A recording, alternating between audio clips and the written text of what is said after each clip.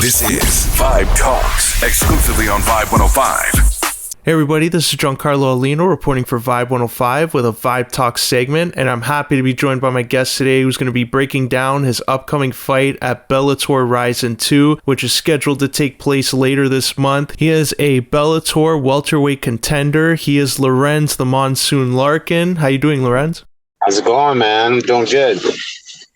And Lorenz, this is an exciting event coming up, Bellator RIZIN, back in Japan over there. I saw that you competed in Japan in the past. What was that experience like for you?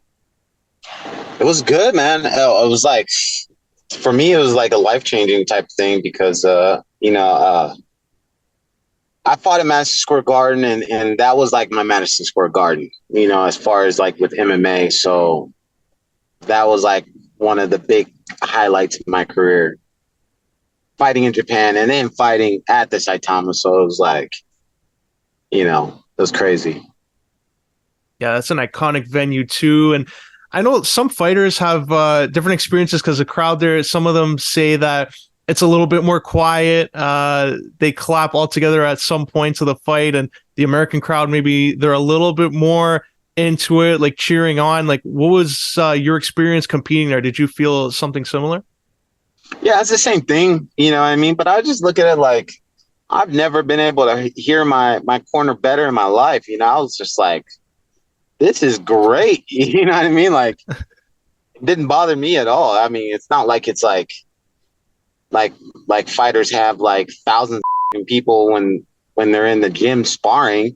You know what I mean? So, and I don't get me wrong. Like, I love like a crowd screaming and all that, but then you see some fights where a guy might have like tripped, from doing something when the other guy was punching, and then the punch didn't land, but everybody's like, oh, and that type affects judging, you know what I mean? Especially these types of judging now, you know what I mean?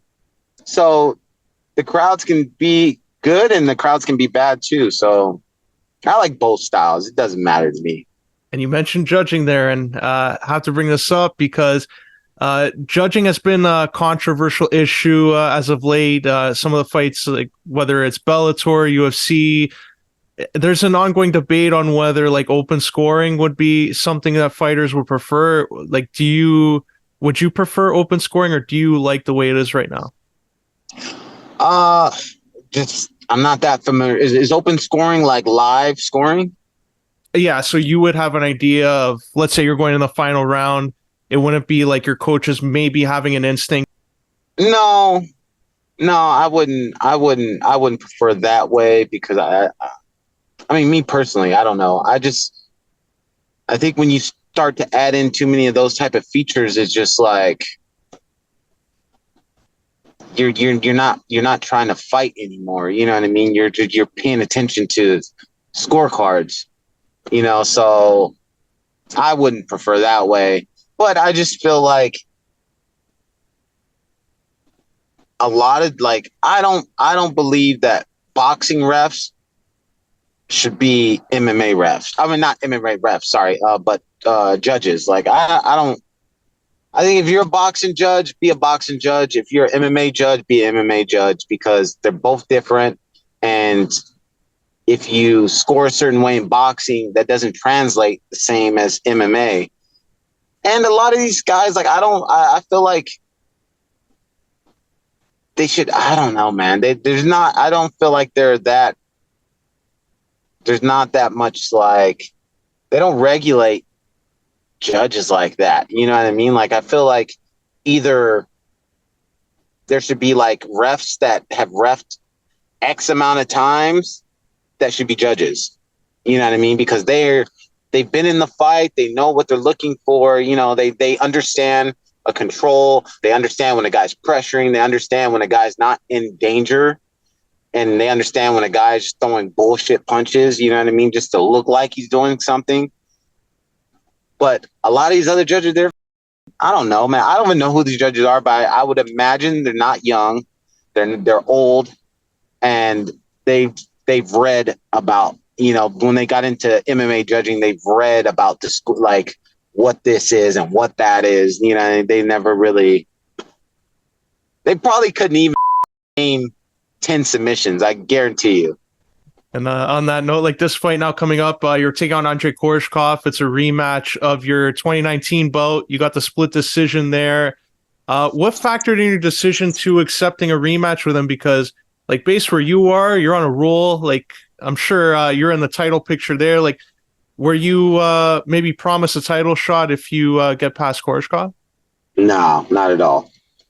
Not in the slightest bit. But my thing is just keeping me busy, man. If that's the name that they're giving me, it's just like, if that's the only way to keep me busy, then whatever. Give me the fight. And that's just how I've been looking at things now. It's just, if me saying no to that is the potential of me getting skipped over and then having to wait longer for a fight, no. Just give me that guy.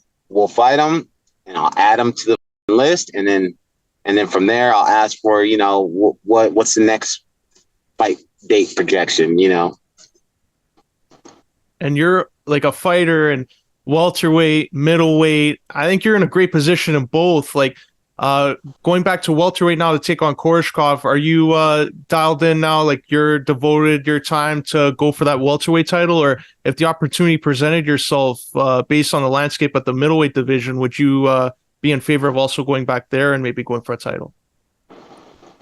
You know, I don't know, man. I'm content with welterweight. You know, I like welterweight, but you know, my thing is I'm just at the point in my career, man. Is if it's exciting and it makes sense to both sides, you know, on paper and, you know, in contract, I'm up for it. You know what I mean? Like, don't get me wrong. There are some 85ers that I don't even know, because even when I fought Cavallo, man, I was like, when we fought and we weighed in, I was like, oh, he's not big.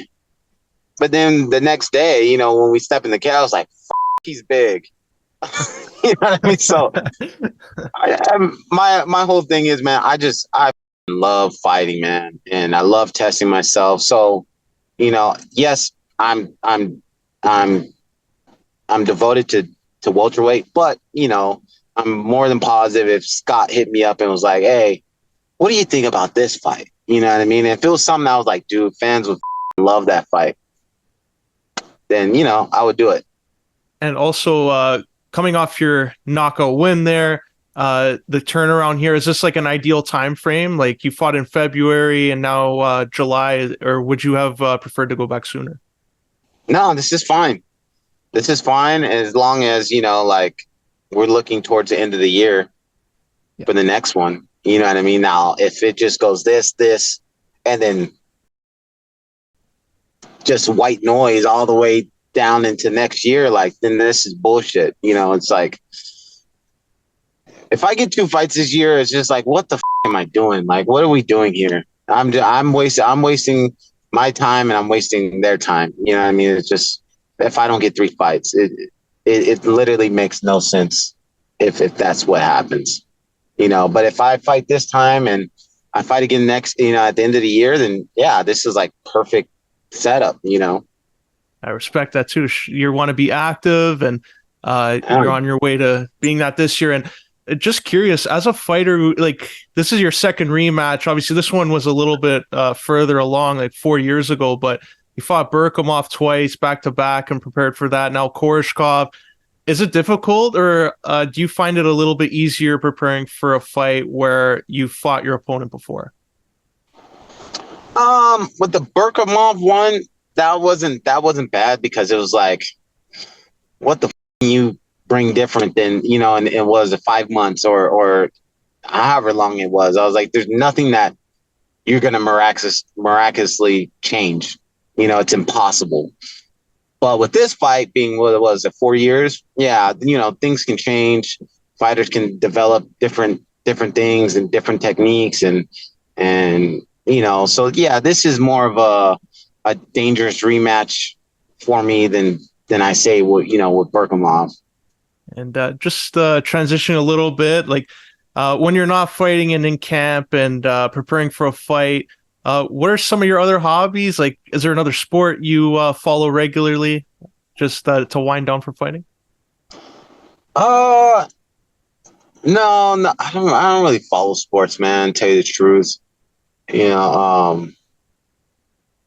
No, I don't follow sports other than just watching movies, off-roading, shooting, that type of shit. That's yeah, yeah. Most of the things doing shit that can really get me hurt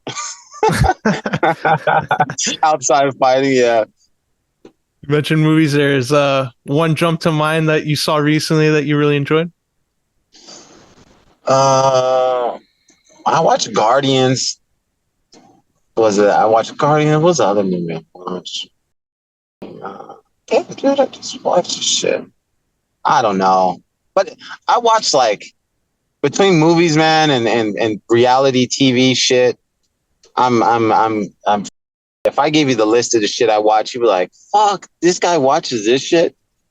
Like I just finished the season of Below Deck Selling Yacht. I watched The Real Housewives of Atlanta. I don't like The Real Housewives of OC. They're stupid. I watch I watch all different types of shit, man. That's great. And before we wrap up here and let you go, how can our listeners and viewers here follow you on social media and stay up to date with everything you're doing? Yes. Check out my Instagram, Snapchat, and Twitter's all the same. DA_Monsoon.